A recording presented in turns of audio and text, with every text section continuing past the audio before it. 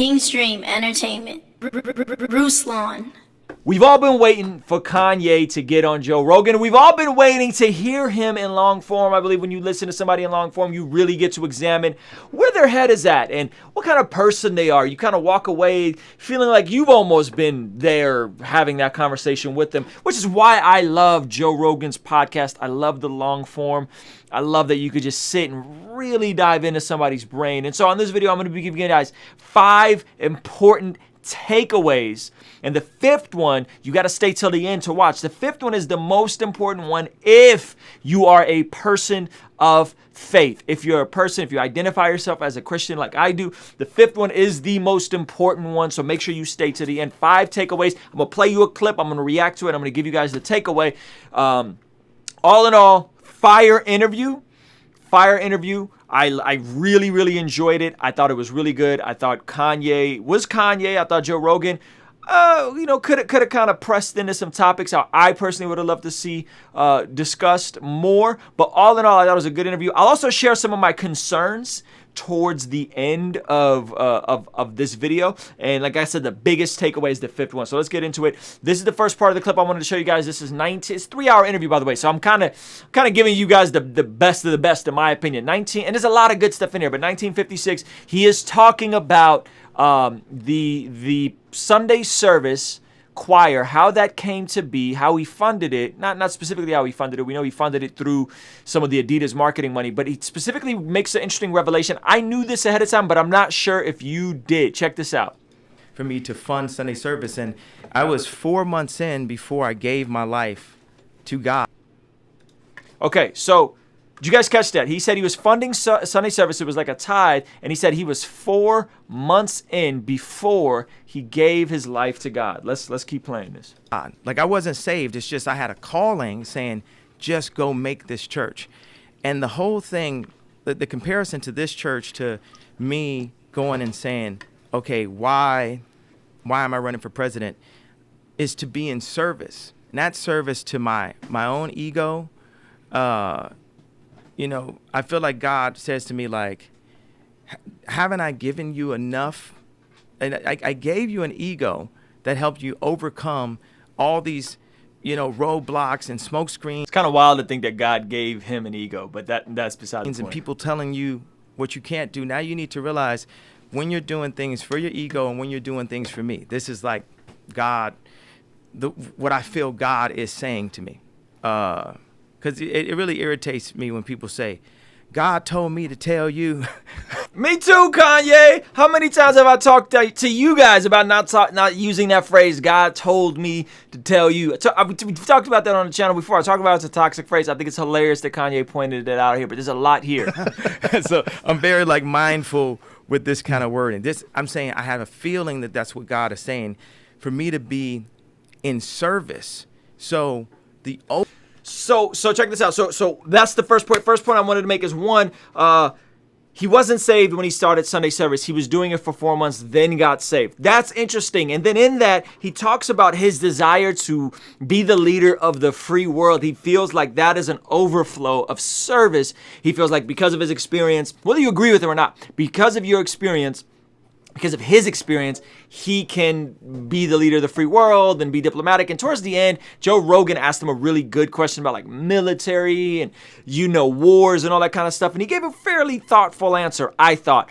So one, there's a lot there in that clip right there. There's 3 different parts right there where he talks about, one, he talks about, hey, he wasn't saved when he started Sunday service. Revelation to maybe some of us. 2, why he's running and wanting to be the leader of the free nation. It's because he believes that it's in service to God. And he talks about the difference between his ego and the other ego. And then he hits us with the closing point of hey, I don't like it when people say God told me. And he jumps around these topics a lot. Just so you guys know, Joe Rogan jumps around topics a lot. They literally just weave in and out stuff. I mean, Kanye really jumps from thought to thought to thought to thought. We'll get more into that later. Let's keep it moving. This is another part of the interview I wanted to highlight for you guys. And this is Kanye talking about his mental health and his calling. Check this out. I just tell the truth, and telling the truth is crazy in a world full of lies. That's simply it. But none of the things you're saying are crazy. None of the things you said are crazy. It's fascinating the way you think, because I can see that you're thinking in all these different layers, and you're looking at things from all these different perspectives, and they all come together out of your mouth in like a tornado of ideas. Now, if someone wants to just have a conversation with you back and forth, I could see where they would go, this guy's crazy. He just doesn't stop. He's just ranting. But what I'm seeing is just you're a very thorough thinker. You're thinking at things independently, but you're thinking of things in a massive perspective. So Joe Rogan throughout this whole interview kept pressing Kanye about, hey man, why would you allow them to medicate you? I'm assuming them is like his management, maybe his family, his wife. Why would you allow them to medicate you? And at one point he literally just goes, man, I just would have had you exercise more, right? Now Joe Rogan is a lot like me. I'm a fitness guy, so on and so forth. A lot of us kind of tend to think like diet and exercise is the end all be all. Nevertheless, I don't know how the physiology of the brain works. I don't know how you confirm or deny whether or not someone's bipolar, how that all, works together. I have friends who have siblings that are bipolar, and I've also never heard of anyone getting triggered later in their life the way Kanye was like 30 when he was triggered with the passing of his mom. It was like 33, 34, and then he got bipolar. So I don't know a whole lot. I am not an expert on any of this stuff, but I think it's interesting that Joe Rogan keeps saying, hey, the stuff you're saying is not crazy. You're just jumping from thought to thought. And he says, ultimately, why did you let people medicate you? Why did you let people medicate you? And then listen to what Kanye says right after this part right here. Now, who convinced you that that's bad? Have you always been this way? Or were you was it less manageable before? Did you have issues with it before? Yeah, I believe before I found Christ and gave my life to God, I would try to lean on my own understanding. And that's the universe is like a black hole of information. What do you mean by your own understanding? Meaning when people ask Einstein, said, you're the smartest person, what would you like to know? Einstein's response was, I'd like to understand the mind of God. Meaning God is all-knowing, and we can only know or see. And for me as a visionary, we can only know or see what God allows us to see and what he feels we're ready to see and understand to maximize what all. So you guys see how he just went from like,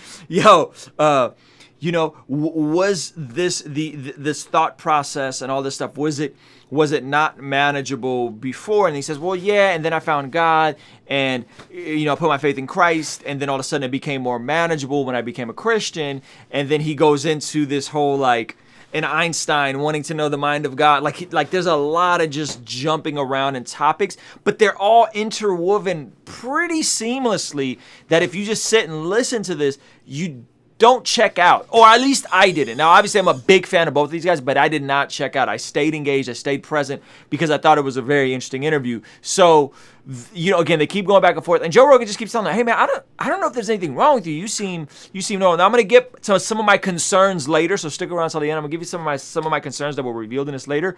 But I thought that was interesting. Here is another part where he talks about the issue of the unborn. And this is one of the few parts that I do wish Joe Rogan would have pressed him more and they would have unpacked this more, because I thought this was actually pretty big opportunity, and it kind of again moved on to another topic. And just the idea of it just tears me up inside that I was a part of a culture that promotes this kind of thing. Like one of the major statistics on the subject of life is that the greatest advocates for the A word are men from ages 31 to 37. And that's how old I was. And I felt like I was too busy. My dad felt like he was too busy for me. And we have a culture of that. And they have child rebel soldiers that were in Africa that would be doped up and psyched out and made to kill their parents. Well, in our culture, we're doped up and psyched out and made to kill our children. You know, we have to decouple the conversation of Planned Parenthood and woman's choice. Now, so of course, I'm Christian, so I'm pro-life. And when I go into office, I'm not changing laws because I realize we live in an imperfect world, in an imperfect society.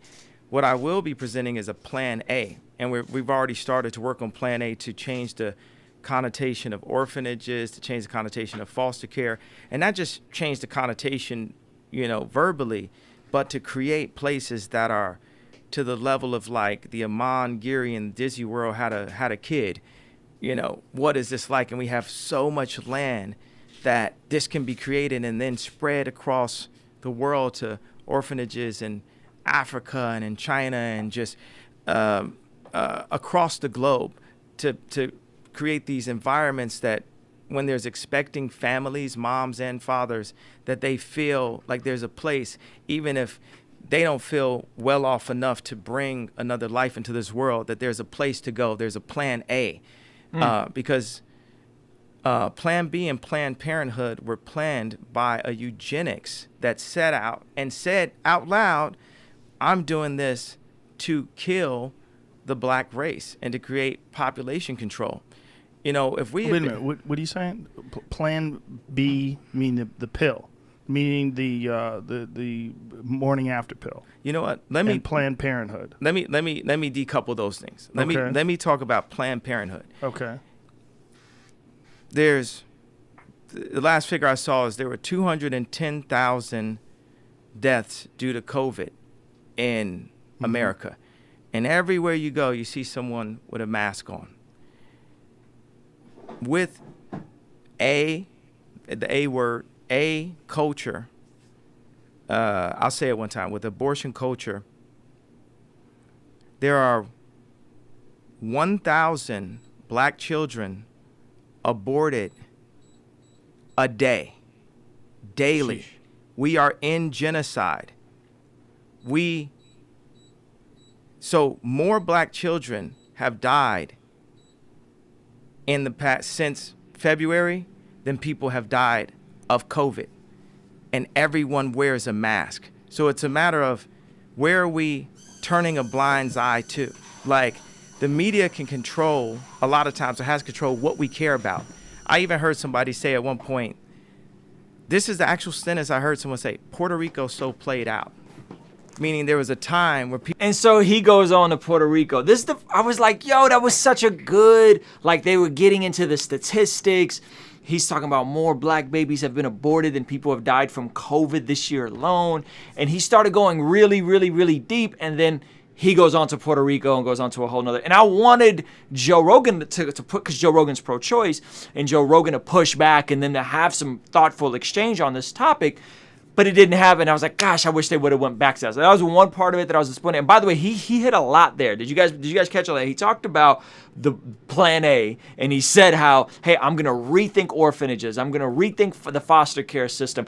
I have all this land in Wyoming, which he has like thousands, I think tens of thousands of acres in Wyoming. And he's building all these, like, you know, solar paneled environments and self-sustainable gardens, and they get into that stuff, which is wild to think about. This man literally just be on everything. Like, he'd be like, oh, how can we grow food faster? How can we make buildings more efficient? How can we get more electricity? How can we solve, you know, and I don't know how much of this stuff he's doing himself or he's jotting down and has a team, but he's literally trying to conquer a lot of different issues, right?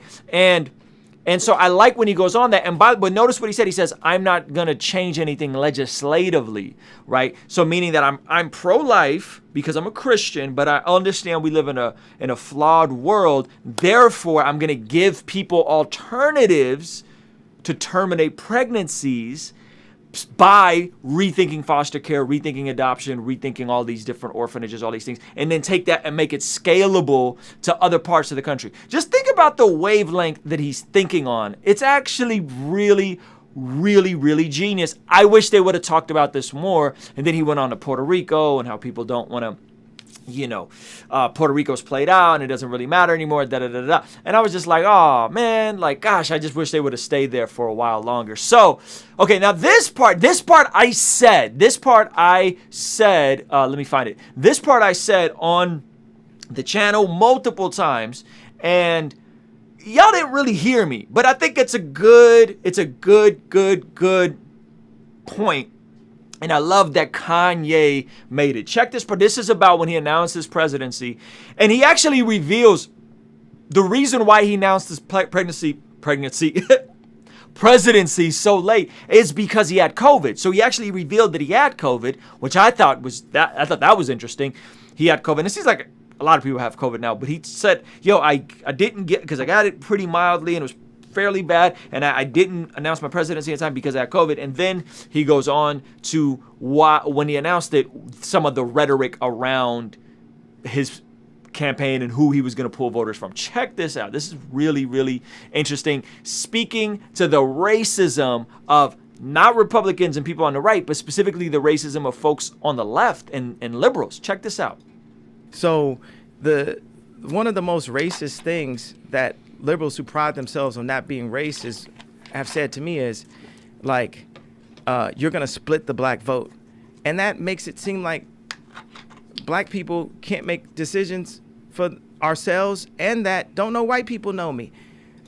You guys catch that? He hits it 2 point. He said, because remember when he announced this thing, people are like, oh, Kanye's going to split the Democratic vote, and he's an operative from the Trump campaign to try to take the votes from Joe Biden. And he's like, and he hits it, bam, bam. He says, first of all, that's racist because y'all think that black people are a monolith and they're all just going to vote one way.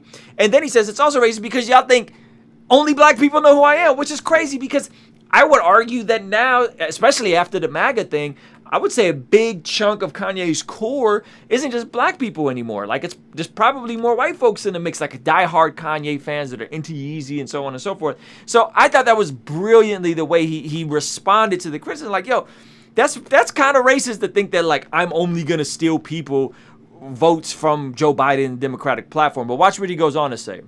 Like, only right. The liberal, they literally make it seem like only black people will vote for me. Right. Think about that statement, the nuance of institutionalized racism.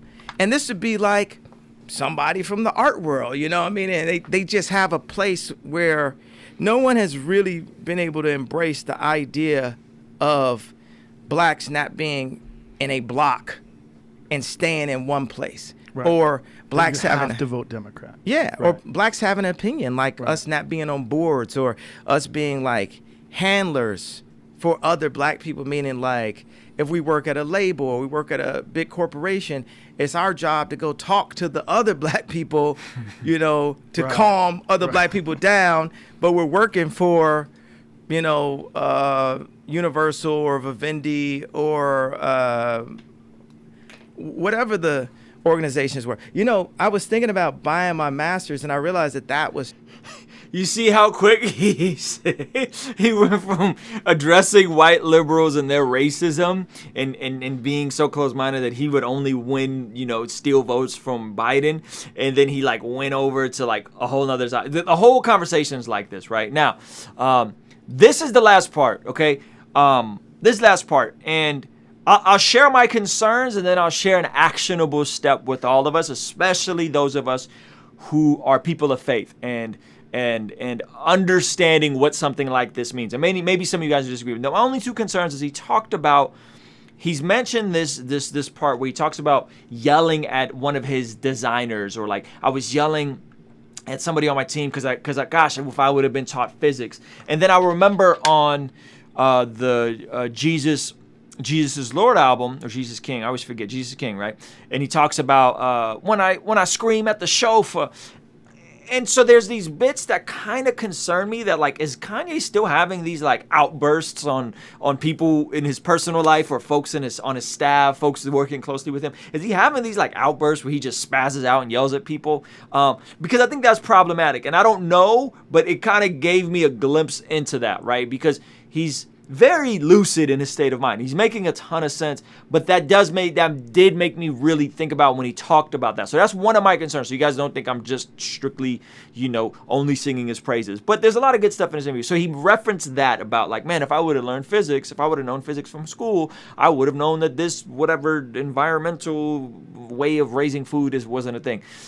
So that concerned me, because he talked about yelling at the chauffeur, and then he talked about having, yelling at this was like how much of this like yelling is happening day to day with Team Easy and everybody working. That's a concern. Now here's the part where I want us to land at, right? And it's the notion that I don't think Joe Rogan's ever had like a unapologetic Christian on his platform like this. Now, granted, Kanye is Kanye, and Kanye is running for president, and Kanye, right, and does all kinds, he's a billionaire, all these kind of things. But what I feel like happens is at the end of this conversation is Kanye wins over Joe Rogan. Not necessarily to the faith and Joe Rogan gets radically saved, but it wins him over. Check this part out. Okay, tell me what I'm saying. What you're saying is that it's your overall philosophy, the way you're approaching life.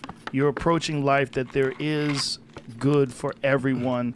If we all work together, in the spirit of the way you think, the spirit of God, that not approach this like with a famine mentality, but approach this like there's enough for everybody. There's an abundance if we engineer it correctly, if we think about it correctly, and if we all come together with the spirit of everybody helping everybody. This is the spirit of Christianity. This is the good spirit of Christianity, not the Christianity that gets despised or disparaged, or evangelists driving around in private jets. The spirit of goodness and treating each other like brothers and sisters. Yes. That this can be done on a national scale. Yes. Because those evangelists, or the people who spread the word of God, there's people who are praying for me. We're praying. Like I said,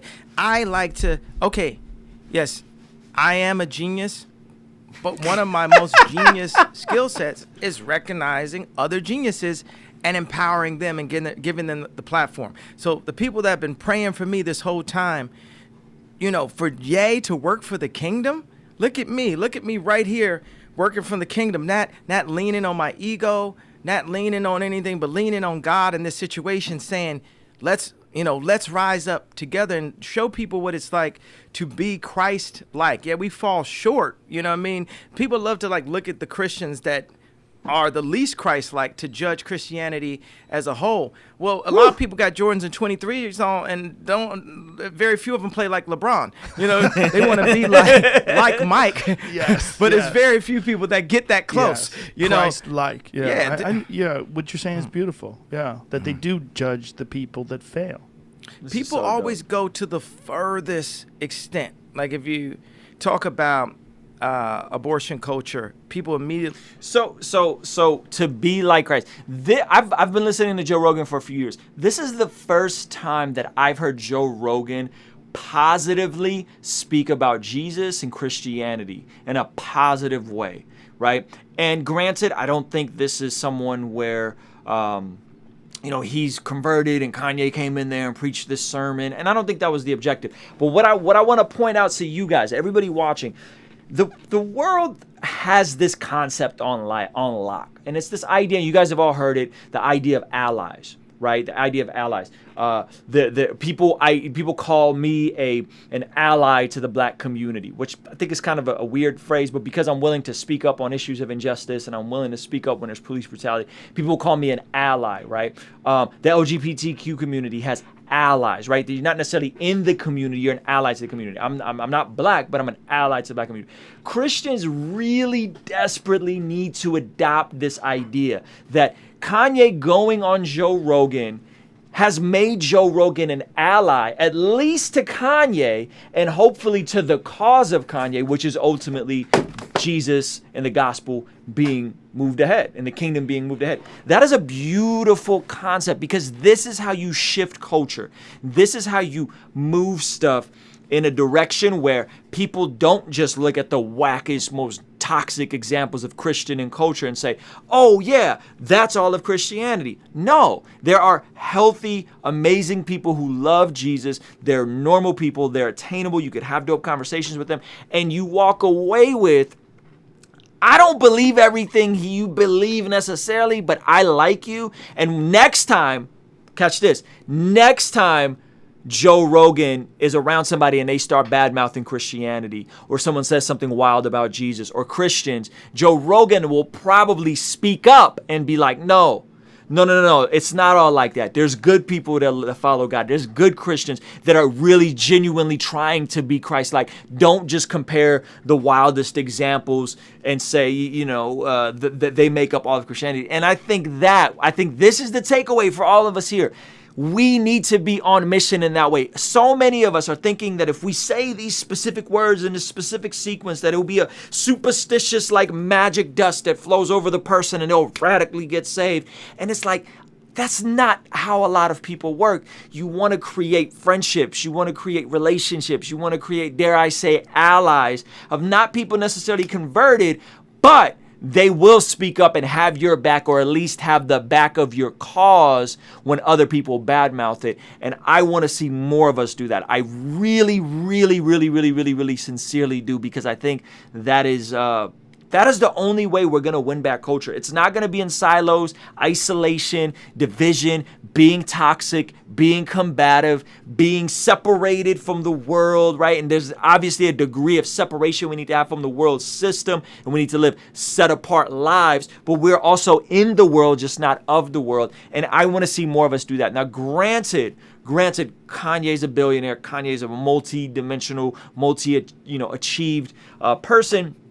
He gets the macro example of being this guy on the largest podcast in the world. That's beautiful. But we all have the opportunity to sit with the Joe Rogans in our lives, to sit with the people in our lives that don't know Jesus, that don't believe the same thing we believe, and win them over, not necessarily convert them and close them on the, stop trying to close and sell people on the gospel like you're a freaking used car salesman. You want to win them over and let them ask more questions and believe that they got the Bible on their phone. They could pull up other preaching. If they got questions about Christianity, they can go onto the gotquestions.org or pull it up on YouTube, and understand that for a lot of people, not all people, but for a lot of people, especially people that have never walked with God, it's more of a process. It's more of a slow process, and it's more of a metamorphosis. You know what I mean? And so I'm not saying, Kanye planted the seeds that are going to get Joe Rogan saved. I don't know. Maybe, hopefully, prayerfully, that would be incredible.